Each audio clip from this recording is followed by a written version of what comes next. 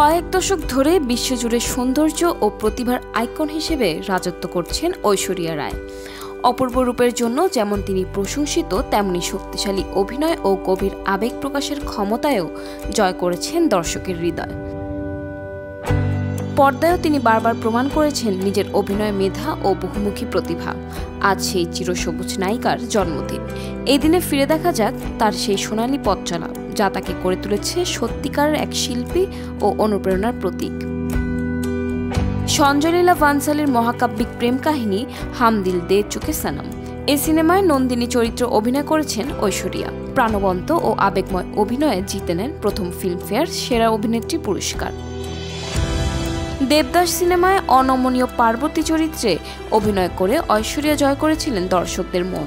দেবদাসের যন্ত্রণা ও তীব্র ভালোবাসার সামনে তিনি ছিলেন দৃঢ়। এই ছবি দিয়ে পেয়েছিলেন দ্বিতীয় ফিল্মফেয়ার সেরা অভিনেত্রী পুরস্কার। চোখের বালিতে বিধবা বিনোদিনীর চরিত্রে অত্যন্ত সূক্ষ্ম ও বহুমুখী অভিনয়ে পরিচয় দিয়েছেন বহুমুখী প্রতিভার। ঋতুপূর্ণ ঘোষের শৈল্পিক সিনেমা রেইনকোট। সব গ্ল্যামার ত্যাগ করে ঐশ্বরিয়া সিনেমার নীরজা চরিত্রে সবচেয়ে সূক্ষ্ম এবং শক্তিশালী অভিনয় করেন। যোধা আকবরের রানী যোধাবাই চরিত্রে ঐশ্বরিয়া নিজেকে দৃঢ়, বুদ্ধিমান ও শক্তিশালী অভিনয়ের মাধ্যমে ফুটিয়ে তোলেন। গুজারিশে ঐশ্বরিয়ার সোফিয়া চরিত্রে ছিল নীরব ভালোবাসা ও আত্মত্যাগের সূক্ষ্ম প্রকাশ।